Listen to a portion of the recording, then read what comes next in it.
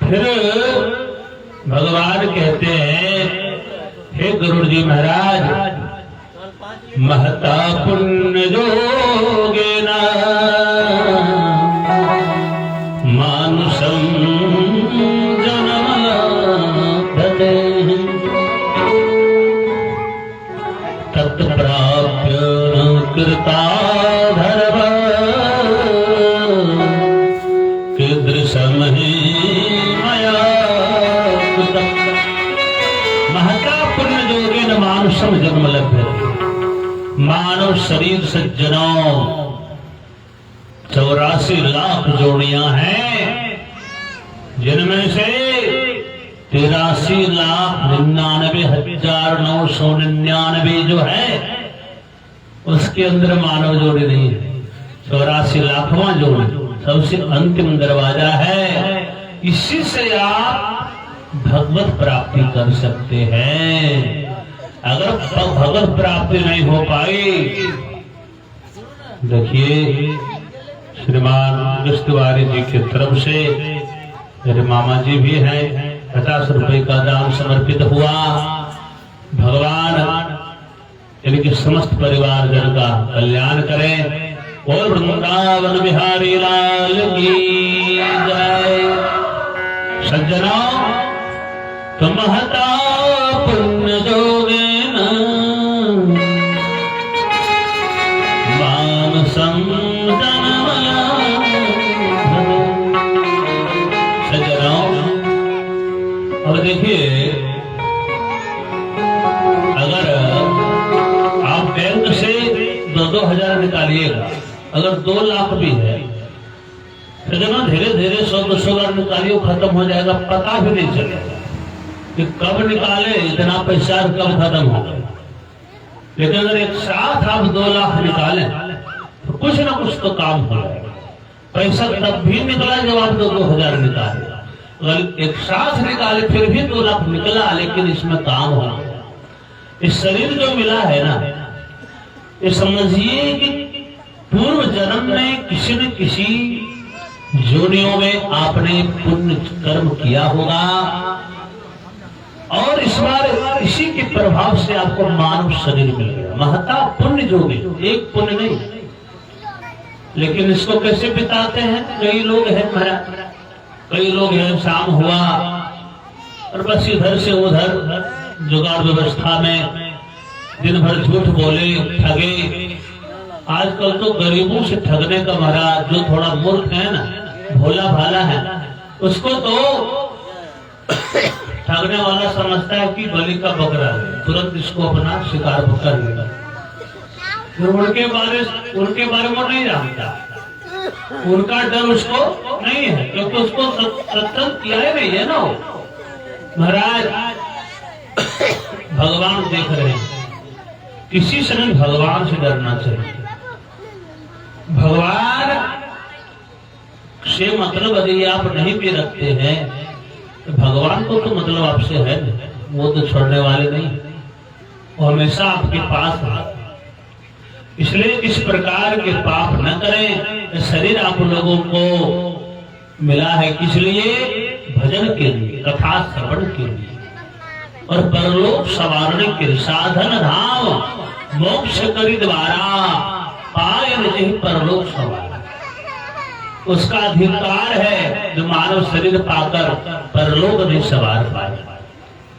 सज्जनों, इसके बाद दोबारा मनुष्य मानव शरीर मिलेगा, कोई गारंटी नहीं। अगर उपयोग नहीं हो पाया फिर मानव शरीर अभी नहीं, बड़ा मुश्किल है। इसी तरह महाराज भगवान के होते माया न दत्तम, हवन नहीं होता है, जिस घर में भजन कीर्तन नहीं होती है, स्वाहा श्रद्धा स्वस्ति विवर्जितानि असमसान तुल्यानि ग्रहाणि तानि। महाराज, जिस घर में स्वस्ति वाचन न होता हो, स्वाहाकार न होता हो, पितरों का तर्पण न होता हो, जिस घर में साधु संतों ब्राह्मणों का सम्मान न होता हो, ऐसा घर श्मशान तुल्य माना जाता है। इसलिए जब मौका मिले पुण्य कर्म करना चाहिए। न तीर्थ सेवा विहिता विधान तो। जो मानव जीवन में तीर्थ सेवा नहीं कर पाए, जिस मानव ने परोपकार नहीं कर पाया, उसका मानव जन्म लेना धिक्कार है। और महाराज सत्पुरुषान सेविता, जो मानव जन्म लेकर के साधु संतों की सेवा नहीं कर पाया, उसका मानव जन्म लेना बेकार है। सज्जनों, ये सब उपयोगी बात है। न श्रुतम पुराणम, जो वेदों को नहीं सुनते, वेदों को नहीं मानते। सज्जनों, वेद शास्त्रों के वचन को नहीं मानते हैं, उनके प्रमाण को नहीं मानते हैं। अरे कुछ तिथि नहीं होता है, कोई करुणा नहीं होती है, ये फालतू की चीज है, आडंबरी है। अरे महाराज, तुम्हारा आपका मेरा जीवन क्या है? आडंबरी है, फिर क्यों खा रहे? अरे महाराज, बर्बादी तो तब लगेगा जीवन की आपको, जब आपको पता चलेगा जीवन में आपने भजन नहीं किया। इसलिए जीवन को जिए भक्ति के साथ, तभी जीवन का उपयोग होगा, अन्यथा दूसरा कोई उपाय परलोक संवारने का नहीं है। एक राजा साहब का 3 प्रश्न था सज्जनों, कि भगवान कितने हैं, कहाँ रहते हैं और क्या करते हैं। राजा साहब सभी को प्रश्न पूछते रहते थे। महाराज एक बार एक महात्मा से प्रश्न कर दिए। पहुंचे हुए महात्मा थे। महात्मा जी बोले, राजा साहब, इस प्रश्न का उत्तर आप अकेले श्रवण करेंगे, ये अपने परिवार जनों, आपके राज्य के वासियों के साथ? राजा साहब बोले, हे महात्मन, समस्त राज्यवासी के साथ अगर श्रवण करें बड़ा आनंद आ जाता। महात्मा जी बोले, कितने दिन का समय चाहिए? राजा साहब बोले, हे महात्मा जी, आप मुझे 5 दिन का समय दीजिए। ठीक है, जाओ। तब तक चलिए ना प्रभु, आप मेरे राज्यसभा में रहिएगा, राज दरबार में रहिएगा, एक तो जड़ सुविधा मिलेगी आपको। बोले महात्मा जी, देखिए महात्मा जो होते हैं ना, आपके राजशाही रहीसी कपड़ों से, भोजन से लेना देना नहीं होगी। महात्मा जी बोले, राजन, मुझे कुछ नहीं चाहिए, मेरे लिए कुटिया बनवाई। महाराज कुटिया बनाया गया, सारी सुविधा उसमें की गई। महात्मा जी वही ठहरे। महात्मा जी देखते थे कि प्रत्येक दिन कोई किसान आता है उनके खेत की, उनके कुटिया के सामने खेत में। एक दिन महात्मा जी उसको बुलाए, बोले, भैया एक काम करो, आप महात्मा बन जाओ। तो महाराज, ये कौन सी बातें आप कर रहे हैं? परिवार है, पत्नी है। महाराज, बड़े भाई, साधु बनने के लिए कह रहे, साधु होने के लिए नहीं कह रहे। महाराज, बनने में क्या है? भगवा कपड़ा पहन लिए, बन गए सब। अरे होने में दिक्कत है। इंद्रियों को जिन्होंने साध लिया, कंट्रोल कर लिया, उसी का नाम साधु है। लेकिन आपको तो बनना है। किसान तैयार हो गया। ठीक है महाराज, कहाँ जाना है? बोले राजा साहब के पास। महाराज, राजा साहब के पास, और यदि वो दंड दे देंगे तो क्रोधित हो गए कि किसान होकर के साधु बनते हो, और फांसी पर लटकाने का सजा दे दे तो महाराज बचाइएगा ना?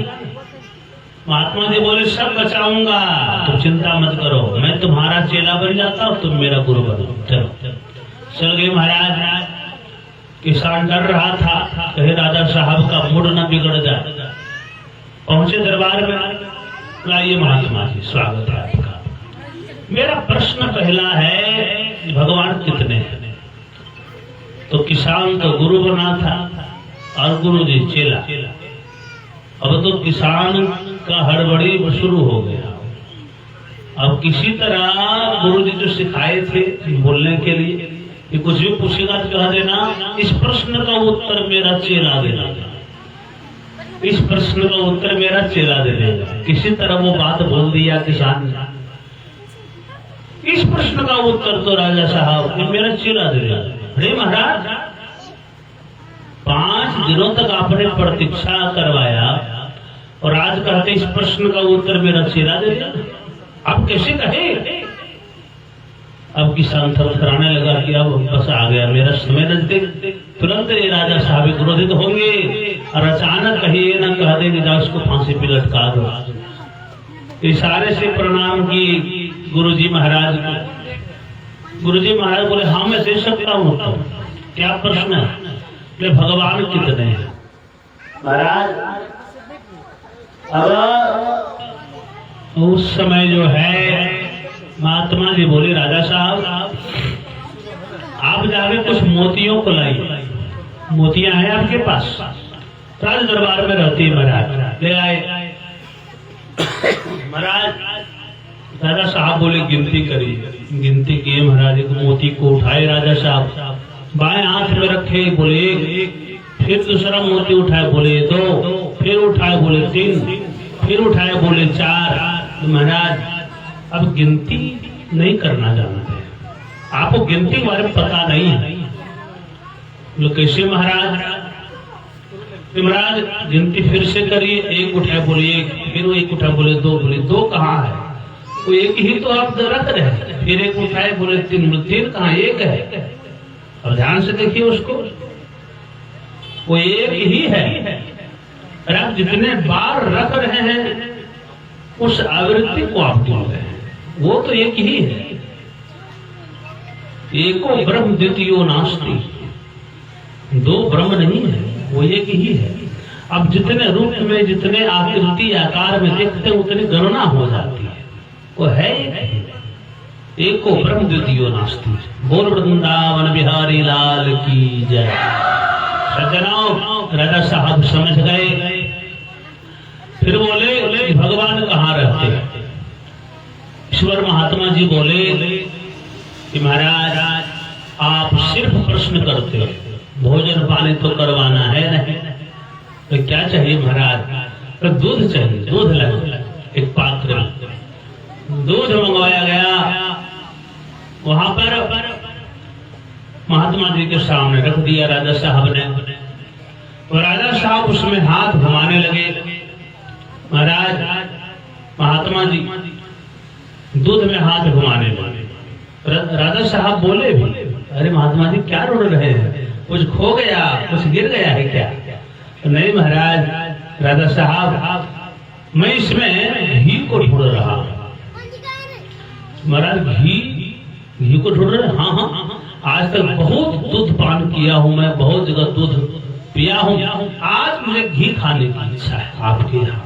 और मैंने सुना है कि दूध में ही घी रहता है, इसलिए घी को ढूंढ रहा हूं, मिल जाए तो कर लूंगा, भोजन पा लूंगा। महाराज घी तो दूध में ही रहती है, लेकिन इतनी आसानी से नहीं मिलती है। क्यों? महाराज पहले इसको जमाना पड़ता है दही के रूप में, उसमें महाराज मक्खन निकालना है, मक्खन को फिर तपाना है, विधिवत ढंग से आप करिएगा तब जाके घी प्राप्त होगी, सबसे अंतिम। अच्छा महाराज वही बात तो समझा रहे। जिस तरह दूध के कणकण में घृत है पर मिलती इतनी आसानी से नहीं, उसी तरह संसार के कणकण में भगवान व्याप्त हैं पर मिलते ही इतनी आसानी से नहीं। पहले ज्ञान में जमना होगा, वैराग्य में तपना होगा, अंतिम की पद्धति है, तब जाकर भगवान आपको प्राप्त होंगे। ऐसे ही माता पार्वती जी ने भी सैकड़ों वर्षों तक तपस्या किया भोलेनाथ को प्राप्त करने के लिए। ऐसे कोई मिल जाते हैं क्या? हम लोग तो सामान्य मानव, हम लोग क्या करते भगवान को प्राप्त करने के लिए? सज्जनों बिना तपस्या का कुछ नहीं होता है। हरि व्यापक सर्वत्र समाना, प्रेम प्रकट हो ही में जाना। भगवान हर जगह है, गोस्वामी जी बोले ऐसा कोई जगह नहीं जहां भगवान नहीं है। हरि व्यापक माने व्याप्त रूप से जो व्यापक है, और फिर लिखे सर्वत्र माने हर जगह। उसके बाद तुलसीदास जी को लगा ये न समझ ले हर जगह के माने कि जहाँ मंदिर हो, जहाँ तीर्थ हो, जहाँ धाम हो, वही भगवान हो हर जगह। वहां ज्यादा हो तो इधर कम हो तो नहीं, समाना हर जगह है, सर्वत्र है और समाना समान रूप से। फिर दिखाई क्यों नहीं पड़ती महाराज? बोले प्रेम आते प्रकट तो होते हैं, लेकिन कब? जब उनसे प्रेम होता है। प्रेम में बहुत बड़ी पावर है सज्जनों। इस तरह प्रहलाद जी को प्रेम था भगवान से, तो भगवान खंभे को फाड़ करके आए नरसिंह भगवान के रूप में। और नरसिंह भगवान की जय। तो उनको विश्वास था, प्रेम था भगवान से। कोई प्रेम करने वाला हो तो जरूर, जो प्रेम करे निष्काम प्रेम। हम लोग प्रेम करते हैं क्या? नहीं, हम लोग व्यापार करते हैं, लेन देन करते हैं, बिजनेस करते हैं। 4 बार भगवान का नाम लेंगे तो कहेंगे मेरा नौकरी लग गया, तो ये लेन देन हुआ, व्यापारी करना हुआ, ये प्रेम नहीं। महाराज आपको कुछ जरूरत था तो आपने भजन किया। कई लोग तो रहते हैं महाराज, जब पूछते कभी पूजा पाठ की, नहीं महाराज उसका कोई दुख नहीं आया, संकट नहीं आया जो कोई पूजा पाठ करेंगे। हम बोले धन्य है आप और आपका दुख और आपका मन। क्यों? क्या केवल दुख में ही भजन होता है क्या?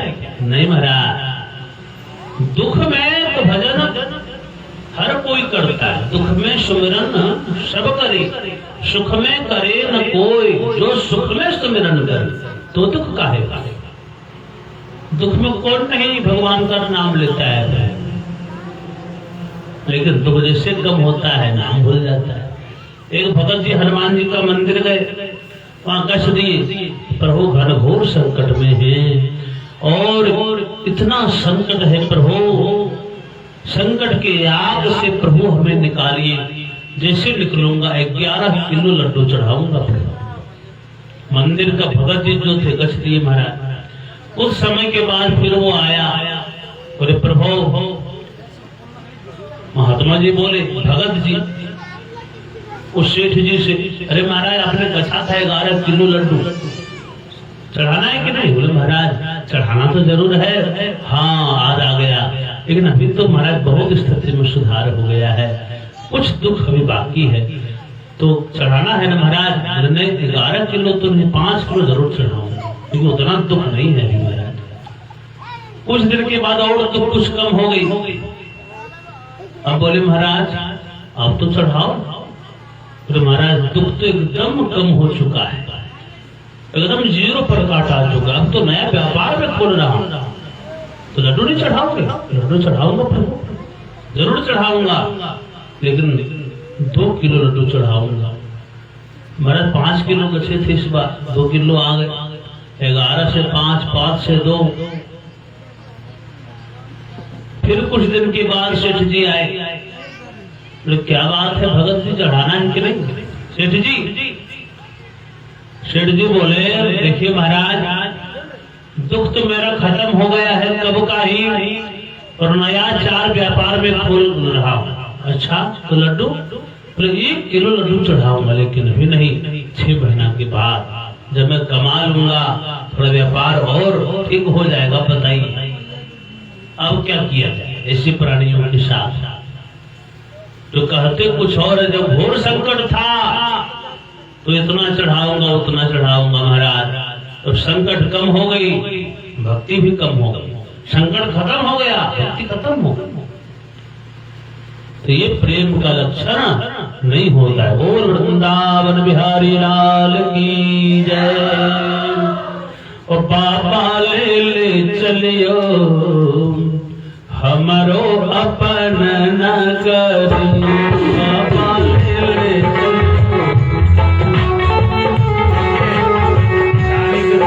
40 रुपए का दान, भगवान के समस्त परिवार जन का कल्याण करें, यही प्रार्थना करता हूँ। जय हो।